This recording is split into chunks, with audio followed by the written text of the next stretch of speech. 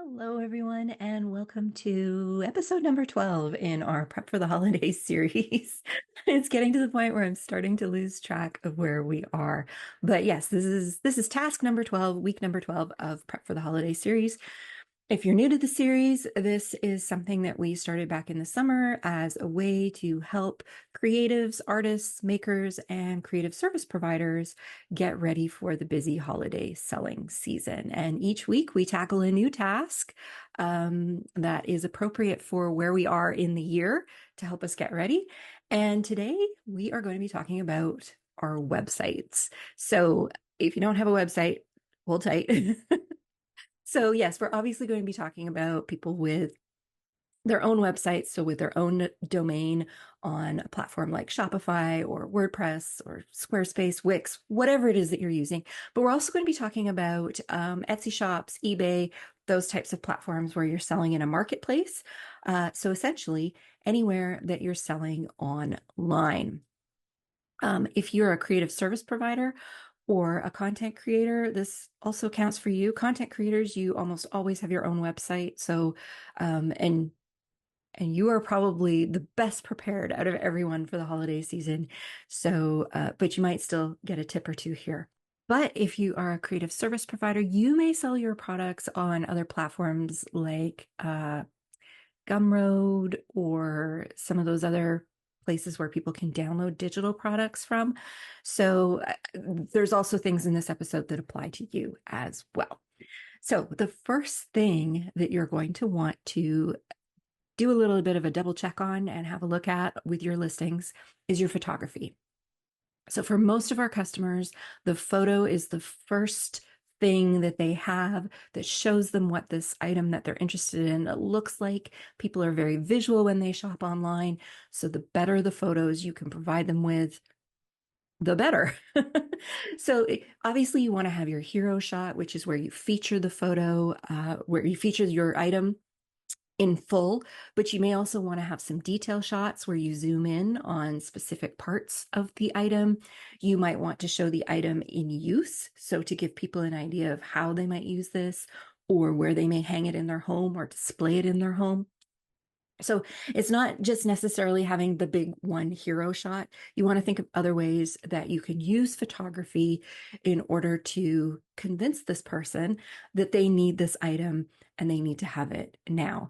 Uh, you want your photos to be in focus. You want them to be well lit. Now is a great time of year to take your photos before we head into the deeper, darker months of late fall and early winter. But in September, we've still got some good natural light. This is particularly important if you don't have lighting in your home that you can use. A couple other little tips for photography if you're new to this. You don't want to use your room lighting. So like if you've got a desk lamp or an overhead light, all of those can kind of distort the color of your products unless you know what you're doing with your camera, or and you may not always have as much control if you're using your phone to shoot. So if you are really challenged with light, you might want to look at getting a stand light or a ring light or a light box or something that can help you make sure that you have good, even lighting to take your photos with. As I mentioned, you also want to make sure things are in focus. And another quick little tip, because I see this mistake probably more than any other mistake, and that is if you're going to be filming, shooting something from an overhead position, I see this all the time.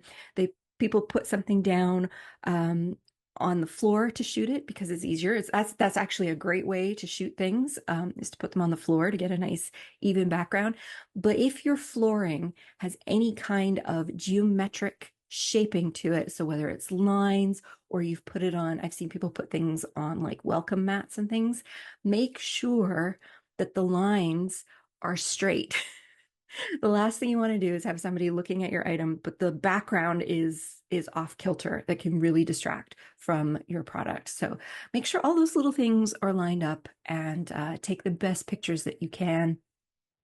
If you have a friend who is a photographer, hit them up. Ask them how much they would charge to help you get some really decent photos of at least your key items, like your bestseller items, the ones that people buy over and over again. See if you can get some really good photos of those done. And if they're a good friend, they might even be willing to barter with you for something. So that's always an option too. But having somebody who is good at styling product and photographing product can be really helpful. So photography is the number one thing that you want to do. You also want to make sure that your product descriptions are pretty self-explanatory so that people know what they are going to get. You also want to make sure that your product descriptions work for SEO. This is a great time to be tweaking your site for SEO. Um, Write some blog posts. I've talked about that in previous episodes. If you haven't done that already, now's a good time to write a few blog posts to help you with search engine traffic, which if you have your own website is what you really need. You don't have the benefit of a marketplace like Etsy or eBay that delivers the traffic to you. Etsy has its own SEO. So with your Etsy product descriptions, you want to make sure that you are using words that people are going to be searching for, both your product titles and your product descriptions. With those things, you also want to make it so that a human can read it and understand what's going on. So that's where the balance, the very delicate dance with SEO is that you want to use the words and phrases that are going to get you found, but you also need to make sure that a human can read it and understand what you're talking about. And so it makes sense. And so it's inviting to them. Very tricky balance to achieve. The more you do it, the easier it gets. Some of the what's the word I'm looking for? Some of the platforms out there will also have their own AI tools now to help you with descriptions.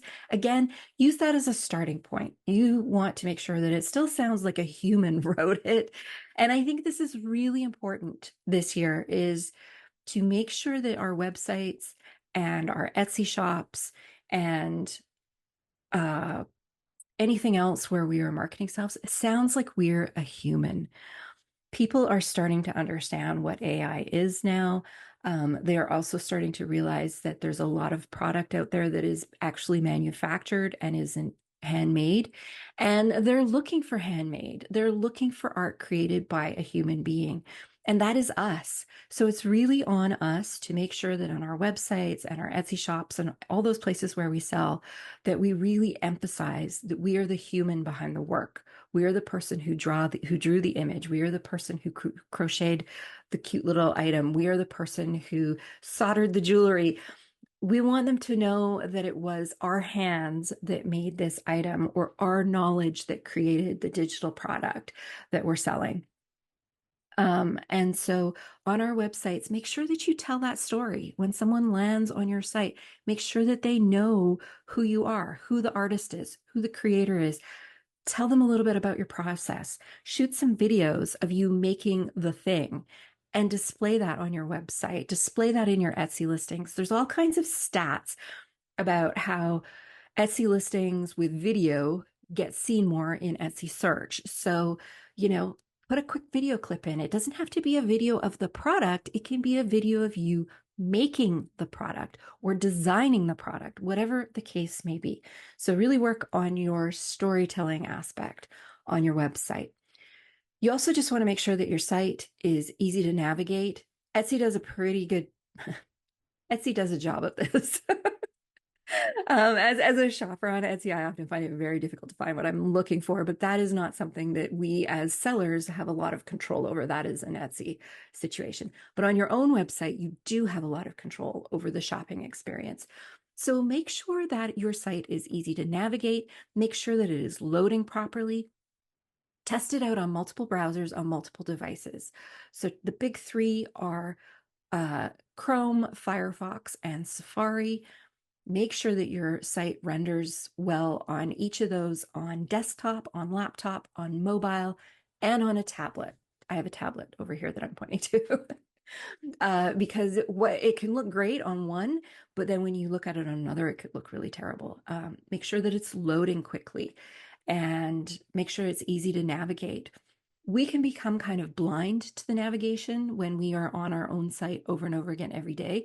So now is a great time to have a few friends. Ask them if they can take a look at it. Ask them to give you any feedback, or if there was any place where they couldn't quite figure out how to get to where they wanted to go.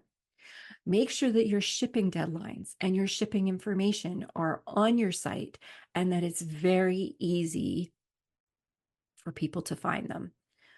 This is one of the things I struggle with a lot being in Canada, and I know most of you who listen are Canadian, is when I'm on a website, I fall in love with something and then I can't figure out if they ship to Canada. I can't figure out if they're in the US or if they're overseas.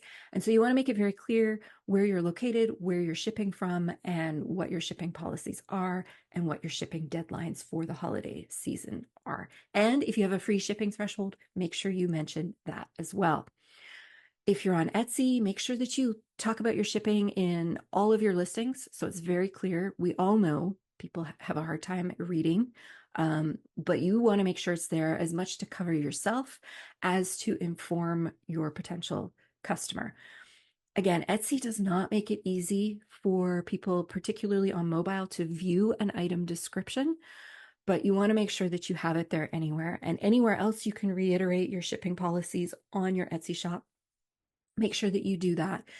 You have the announcements section at the top of your shop where you can put your shipping deadlines for the holidays. There's also different fields you can fill in for your shop. And that's another thing. If you're on Etsy, make sure you're filling in all the shop information. That is really important. And it helps you get seen in Etsy search better. So you want to make sure you've got your shop policies filled in. You've got your shipping deadlines and shipping policies filled in. You make it clear who, all the things that you need to have, like in terms of who is involved in your shop. So if you have people helping you, you are supposed to be listing those people now. If you have products that are made by a manufacturing partner, you are supposed to be listing that as well. So you don't have to specify who the partner is, or I believe you do have to specify who the partner is.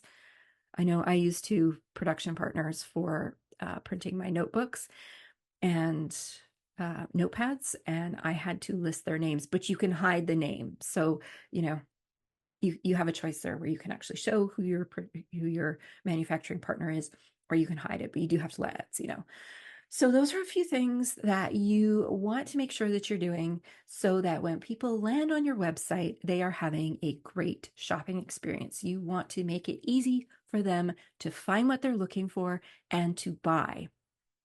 If you have time, there are a few other things that you can do, particularly on your own website. These are a little harder to do on third-party platform sites like marketplaces such as Etsy.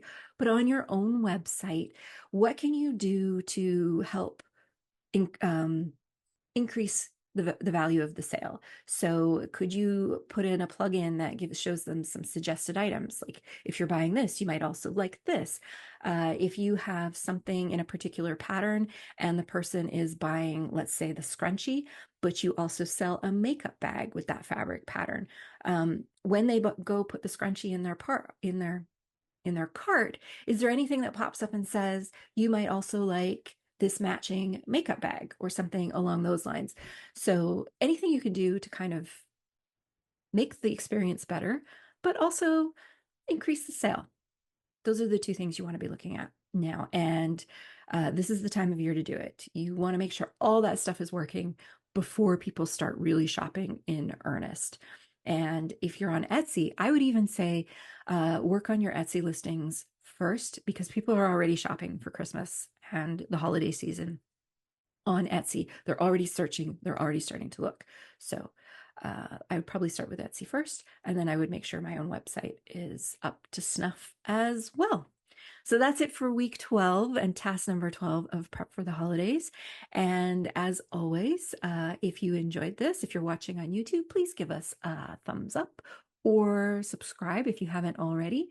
And if you are listening on your favorite podcast platform, I would love it if you would drop us a review. You can leave reviews on Apple Podcasts and on Spotify now. It would help so much. It gets us in front of more people. And I think this series has been pretty valuable this season. I've had some good feedback from it. And I've really enjoyed putting it together. We're not done yet. We still have more things to do. So I will be back next week with task number 13. That's it for now. See y'all soon.